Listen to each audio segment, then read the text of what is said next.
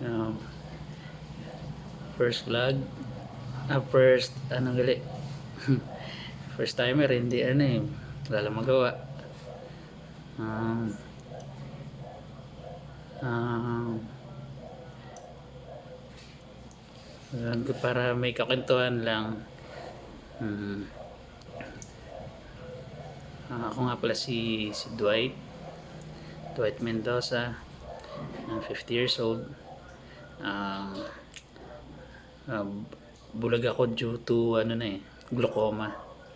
Nagkaroon ako ng glaucoma since medyo matagal na rin, pero nabulag ako 2021 ng April 27. Yan, talagang blackout na talaga lahat. Yan. Dati kasi medyo mahal ang gamot First, gusto ko lang magkwento mga kapatid na uh, uh, from 1975 sa Pasay na kami nakatira nun. Pinanganak ako. Tapos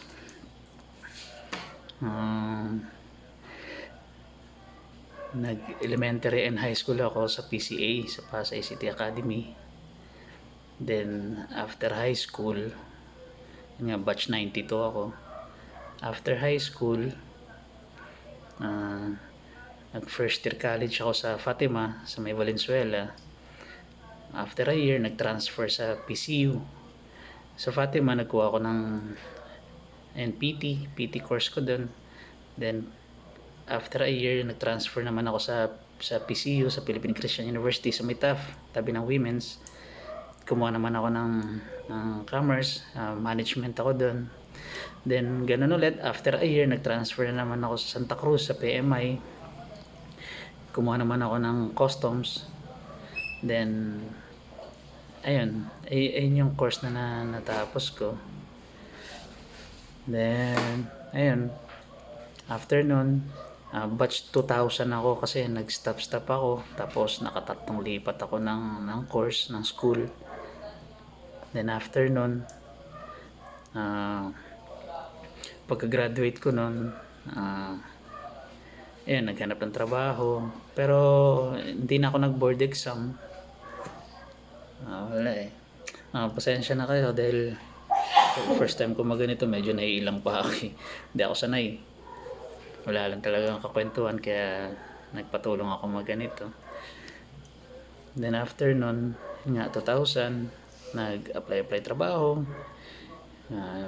Hindi sinuswerte, medyo mahirap maghanap trabaho nun. Then tinulungan ako ng ang una ko palang trabaho, nagtrabaho ako sa kaibigan ko, George Busto, shout out. And yung classmate ko siya ng high school. Nagtrabaho ako sa printing press nila, parang inventory clerk ako noon. Pinupuntahan ko lahat ng mga national bookstore. Halos lahat ng national bookstore yata sa Metro Manila napuntahan ko na. Punta ako sa QC, Caloocan, Cavite, Las Piñas, Parañaque, Muntinlupa. Puntahan ko na lahat kasi binabagsakan nila ng mga parang mga reviewer, mga pang NC, mga sa reviewer ng mga pagkuha ng sa police examination. Yan, meron silang mga ganon. So yun ang trabaho sa kanila. Then after nun, alam ko nagtrabaho naman ako sa Star City. Tinulungan ako ni Aboy, kaibigan ko. Boy, shout out. Yan, tinulungan ako niya na makapasok sa Star City. 2 months ako doon. Anong time na yun? Kasi peak season, November to December. Tapos January, tapos na. Medyo maganda rin ng time na yun. Medyo malaki kasi talagang puyatan talaga doon ang time na yun. Pag peak season, doon yung papasok kami minsan pag peak na talaga. Papasok kami ng 10 in the morning. Tapos uuwi kami ng minsan 5 in the morning. Kaya mahaba. Kaya minsan nagkukwentuhan kami ng mga kaibigan ko doon na yun nga, nag-check-in na lang kami sa mga mumurang mga motel sa Manila dati noon para lang makaligo, makatulog konti. Ayun, nag-chip-in kami. Tapos after nun, hindi ko na alam yung pagkasunod-sunod hindi ko na rin matandaan, pero nagtrabaho din ako sa Natasha. Pinasok ako ng kapatid ko. Shoutout sa kapatid ko, kay Delight. Nagtrabaho ako doon, 6 months yata ako doon. Sa QC ako, sa quality control. Chine-check ako, nagre-receive din ng mga deliveries, lahat ng mga damit, sapatos, mga pantalon, lahat. Then after nun, ayun, chine-check din namin kung may mga diferensya. Then after nun, nagtrabaho yata ako nagtayo kami ng kaibigan ko si Aboy ng ticketing office. Pangalan Lacuna Air ng time na yon, sa Kalentong, sa may marketplace sa may Kalentong. Siguro tumakbo din yun ng 2 years. Medyo mahirap talaga magnegosyo.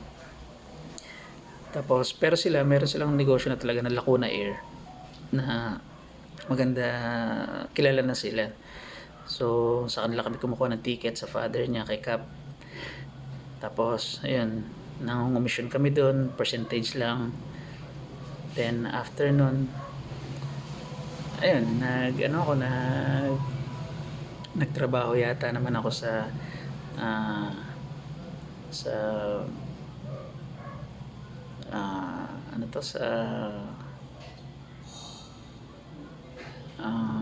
nag-waiter yata ako noon. Nag-waiter din ako sa Denshows ng siguro mga 10 months lang ako doon kasi maganda naman performance natin doon. Sir Jojo, shoutout Jojo Atienza. Siya yung naging manager ko doon, pati sa kay Kuya Bimbo Di Castro, Silito. Salamat sa inyo. Nakapasok ako doon. 10 months lang ako doon kasi nga nag-decide rin ako na nag-resign ako kasi uuwi kami ng Negros dun sa wife ko. Balak namin magnegosyo. Career move.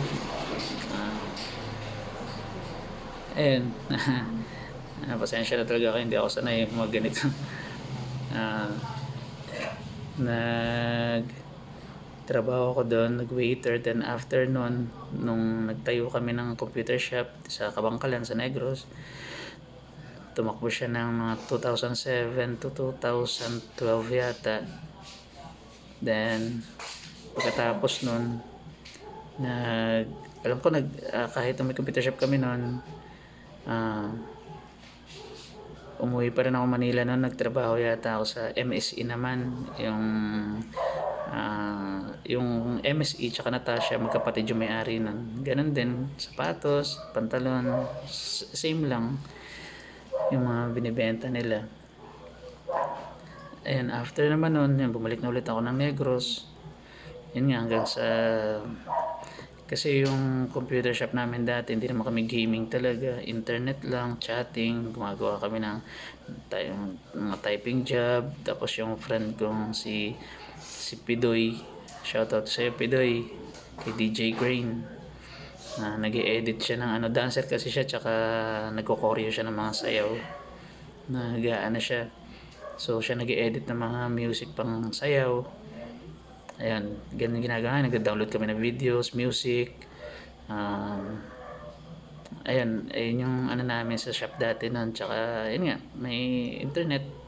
Yung katabi namin, may dalawa kaming katabi dati na computer shop, malakas yun. Gaming sila halos, talagang yun ang bumuhay sa kanila. Alam ko malakas yung gamings nila. Kaya yun, medyo nung time na yun, kami pa lang doon, nauna kami doon. Tapos nagkaroon na ibang computer shop, humina na sa amin. Tapos may time na nasira na yung computer, hindi namin mapagawa, kailangan mag-upgrade, wala masyadong pondo. Tapos after nun, nag-close na yung shop 2012.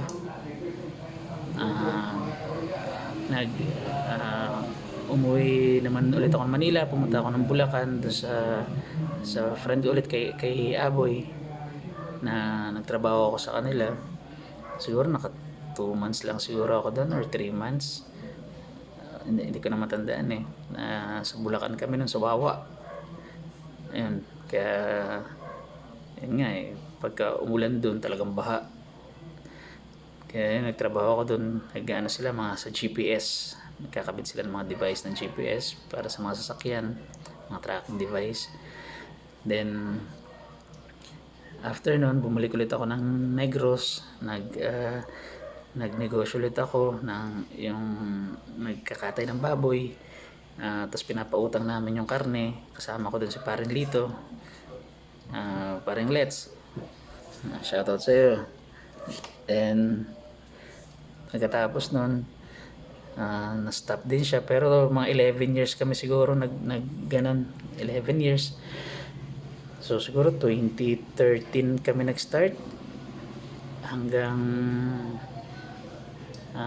2024 lang kami nag-stop na ano. Nung una, maganda yung kita. Tsaka maliit lang yung patong namin, 1 week namin pinapautang yung karne. Tapos kung ilang kilo gusto, nagkaroon ng maraming suki naman. Patong lang namin per kilo is 20 pesos. Yan, na-survive naman. Pero nang tumagal-tagal, yun nga, mahal na ng baboy. So, kailangan, hindi na kinaya kasi may mga malaki na yung gastos kesa doon sa kinikita. Mas malaki yung kailangan. So, yun, wala na yung kapital. Pero, still, gusto ko pa rin magnegosyo. And regarding naman sa naging buhay ko, dati nagtrabaho rin pala ako sa Marina. Shoutout sa Team B, sa Team Biyahero. Naging mabait sila sa akin talaga, yung mga kaibigan ko doon. Naging matulungin din. Hanggang ngayon nga may utang pa rin ako sa kanila yung iba doon. Yun, siguro 4 years ako nagtrabaho doon. Job order, 4 years. Then yun, bumalik ulit ako ng Negros. Yun nga, ito na yung 2021 kasi nag-stop ako doon. Pumasok yata ako sa kanila doon 2014 ng November, nag-end ako 2018 ng December. January ng 2019 din ako nakapagtrabaho kasi nga hindi ko na kaya yung site ko, wala na masyado. Nung time kasi na pumunta ako ng Manila para magtrabaho na sa Marina, nagmotor pa ako noon from dito sa Kabangkalan sa Negros. Tapos nakamotor-motor pa ako papunta sa opisina sa may UN Avenue, sa Las Piñas pa kami nakatira. Ayun, kaya pa, pero natatakot na rin ako kasi yun nga, bulag na kasi isang mata ko noon time na yun. Yung right eye ko wala na talaga, hindi na nakakita. Tapos yung left eye ko naman clear pa. Habang tumatagal lang, yun nga lang medyo nawawala na yung paningin ko. Tapos ayun, nung nag-stop na ako sa trabaho doon, hinahabol ko kasi noong 2019, ayun, hinahabol ko na makauwi sa Negros. Pero nung nakapag-resign na ako, nakaka-uwi pa ako from 2014. Siguro nakabalik ulit ako ng Kabangkalan nung nagtatrabaho na ako doon. 2015 o 2016, mabiyahe pa ako, kaya ko pa magbiyahe mag-isa. Nakakabiyahe pa ako, may bisita ako sa mga anak ko dito sa nagwa 1 week, 2 weeks ako bakasyon dito, tapos balik na naman ng Manila. Pero 2019, yun ang huling biyahe ko. Balik 2020, before mag-pandemic, nakauwi pa ako, mag-isa rin ako, pero nagpapahatid. Pag babalik na ako ng Manila, nagpapahatid na ako sa anak ko sa airport sa panganay ko, kay Kuya Miguel. Nagpapahatid na ako kasi natatakot na ako. Kasi nung nagtatrabaho pa ako, naka-experience ako na nabangga na ako ng motor, tricycle, yung pintuan ng taxi, bumunggo ako dati doon. Tapos bus, nabunggo ako ng bus, yung bus na naka-stop siya kasi nagkukuha ng pasahero, tapos aalis na. Siguro hindi ako napansin ng driver na nandun ako sa may harapan niya, sa may gilid. Buti na lang, yung tinamaan ako sa left shoulder kasi tatawid sana ako para may dumaan kasing bus pa uwi na ako nun. Medyo madilim na siguro. Blindside, hindi nakita na driver na may tao dun. So yun, nabunggo ako. Pero buti lang hindi ako natumba kasi kung natumba ako baka natapakan ako ng bus. Kaya, ayan. Then after nun, nung huling uwi ko dito sa Negros na nakakita pa ako, kasama ko pa mga anak ko kasi doon kami nag-Christmas and New Year sa Manila. 2020 ng January 4, umuwi kami January 3 o January 4, umuwi kami na Negros, sumama ako sa kanila. Nakakabiyahe pa ako nun. Yun nga, nung uwi na ako, nagsinulog pa ako dito 2020. January 22, umuwi na ako ng Manila ulit. Nagpatid ako sa anak ko sa airport kasi talagang medyo hindi ko na kaya talaga. Pagdating naman kasi ng airport sa Terminal 3, pagdating ng Manila, kaya naman. Gumagamit lang ako ng trolley para hindi ako mabunggo ng tao. Tapos yun, minimake sure ko lang talaga na wala akong mabubunggo din kasi kung mabunggo ako na masakit din yun. So yun, tapos nag-grab lang ako. Ayun yung huling uwi ko na kaya ko pang bumiyahe mag-isa. Then nakabalik ako 2022 ng January 2020 ng January 22, nakauwi na ako ulit ng Manila. Then pagdating ng March 15, nag-lockdown na, nag-pandemic na sa COVID. So since nun, yun, medyo mahina na rin yung mata ko nun, tapos wala masyadong income rin, hindi ako gano'n nakakapaggamot sa mata ko.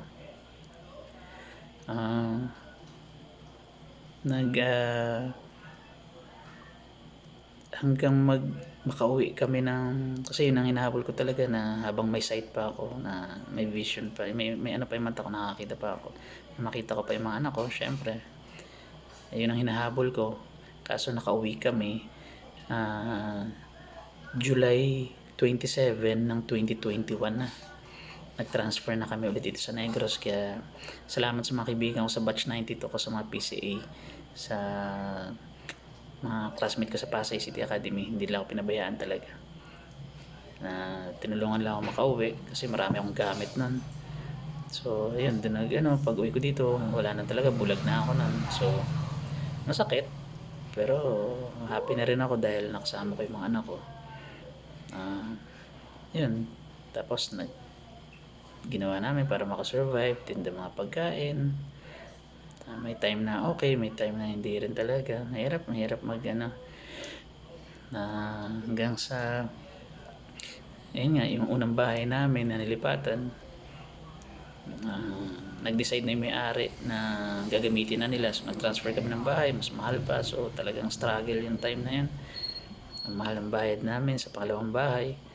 Then after sobra 1 year, nag-transfer naman kami dito sa pangatlong nilipatan namin na nirerenta ng bahay. Dito lang din, magkakatabi lang sila halos din yung nililipatan namin, kasi ayaw ko nang lumayo doon sa mga anak ko, kasi malapit lang dito yung bahay ng sister-in-law ko. Andun yung lola nila dati. Ngayon wala na si nanay. Tapos mga anak ko ngayon nasa Bacolod na, nag-aaral, college na sila parehas. And ang purpose ko lang naman talaga, kaya nagaganito ako, kasi naiilang pa ako, hindi ako marunong hindi ako sanay, na gusto ko lang makapagkwento. Kasi sabi sa akin ng friend ko dati na si Sir JD, Boss JD, shoutout sa'yo, yun nga, ganito daw, para at least nalilibang din ako. Malay mo biglang, di ba, hindi ko alam kung, kasi tanggapin naman natin, kaya nagaganito talaga yung iba is siguro karamihan gusto ma-monetize, pero ako hindi ko nga alam kasi nagsusubok lang ako. Tsaka siguro ngayon para malibang lang ako, parang kunyari may kausap ako. Pero syempre pag i-end ko na yung video na to, tatawag ako ng kasama ko dito para i-off nila yung video, so wala nang edit to. Tsaka parang malibang na lang din. Ayun, tapos yan, hanggang ngayon nandito pa rin kami sa Negros. Medyo struggle talaga ang buhay, kailangan mo talaga magsikap na hindi naman pwedeng huminto. Kailangan talaga tuloy-tuloy lang, kasi Siyempre, ang pagkain, kailangan tuloy-tuloy ka rin kumakain. May kailangan mo rin lahat ng gastos naman tuloy-tuloy, bills, 'di ba? May kuryente, tubig. Kaya ayun, kailangan talaga tuloy-tuloy. Pero may mahirap kasi minsan may kapital ka konti, ilalaban namin. Siyempre, ah, ayun, hindi naman nag-grow. Minsan mas malaki yung gastos kaysa doon sa kinikita. Ah, Yan, ngayon may nagluluto kami ng peanut butter. Yung second wife ko, siya, sarap siya mag peanut butter. Sa una, syempre, wala namang kami experience sa mga lahat ng luto eh. YouTube lang. Kung may load, search, tapos YouTube. Kung ano, tapos pinipilit lang namin na kung ano pa pwedeng i-improve sa mga ganun. Struggle talaga. Tapos yun nga, marami rin akong nilapitan ng mga friends ko. Yan, syempre inutangan. Kapatid ko, hindi kami rin pinabayaan nun, kahit na struggle din siya ngayon. Si Uncle Noni, sila Babing, sila Kuya Bimbo, mga pinsan ko, na tumulong sa akin. Laki na ng utang ko sa kanila, hindi pa ako nakakabayad. Pati yung mga kaibigan ko sa Marina, nautangan ko din hanggang ngayon. Gusto ko magbayad, pero nagsisikap pa rin ako, naghahanap ako ng chance para naghihintay lang ako ng, alam mo yun, gusto kong magkaroon ng isang break na talagang makakapagpausad sa amin para yun nga, makapamuhay na maayos. Kaya lahat naman tayo gusto ng ganun. Tapos yun, yan, shoutout sa inyo sa mga batch ko sa PCA. And sorry kung hindi ko basta sila Kina, sila April, sila Pretzel, sila Goody, sila Junicio, sila Ana sa Panta, sila Margie sa Buesa, sila Marie Alcaide, sila Mirasol, sila Joy, sino pa ba? Sorry kung may hindi ako maalala. Sila ang kaibigan ko rin sa yan, sila Odi, sila Eric, sila Jonathan, sila Aboy, sila Earl, sila Erlan, pati kapatid niya si Junjun,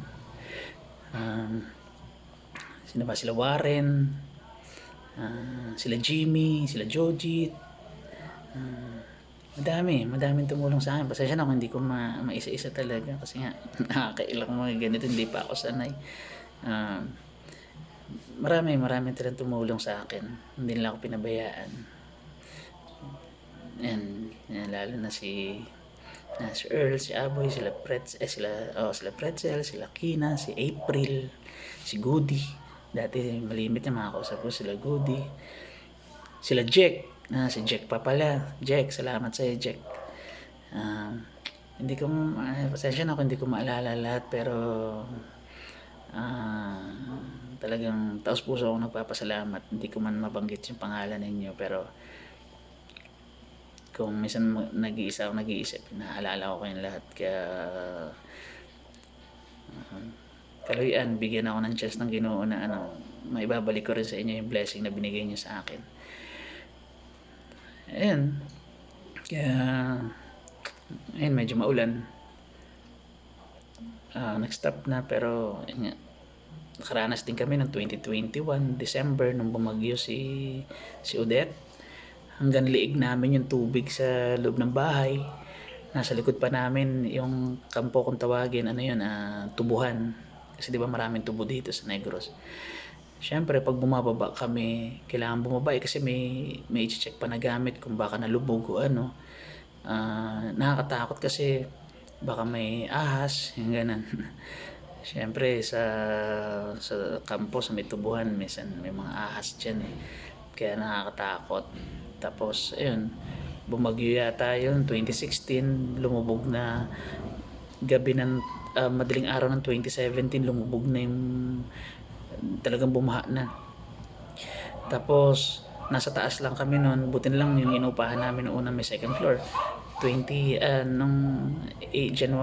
December 18, yun nga, masaklap, magpapasko pa ng December 18. Medyo nawala na yung tubig. So pumunta kami dun sa mga anak ko, binisita namin, tinulungan namin sila maglinis dun, pero hindi pa rin wala talagang tubig, may baha pa rin hanggang mababa pa sa tuhod. Tapos ayun, meron kasing ano dun bodega ng kalabasa. Talagang makita mo nasira yung bodega, yung kalabasa nagkalat sa kalsada noon do sa Luzbil. Pwede kang kumuha kung gusto mo. Nakakuha nga kami pero hindi rin namin naluto.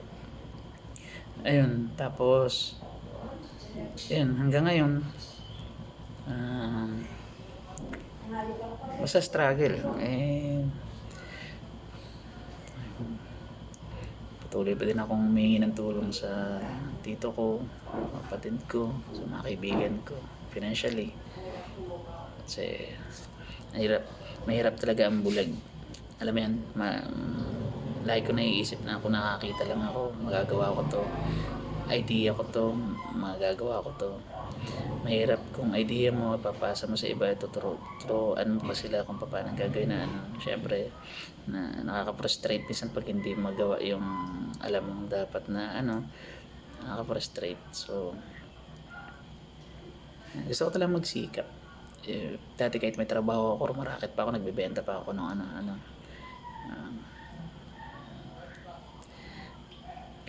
Ayan. Sana tsaka sa glaucoma ko pala, sabi ng doktor ko, ang tatandaan ko pwedeng sa 3 mo makuha kung hypertensive ka ba, parang ganun, tapos stress, tsaka kung nasa lahi ninyo. Ang time na yun, stress talaga yung buhay ko ng time na yan, nung before ko siguro makuha to, dami rin problema, tapos nasa lahi din namin. So yun, sabi nga sa akin ng unang doktor ko na ang bilis daw dumating sa akin yung glaucoma ko. Kasi parang 50 and above daw talaga na experience, parang ganito na yung iba daw. Yun ang pagkasabi niya sa akin.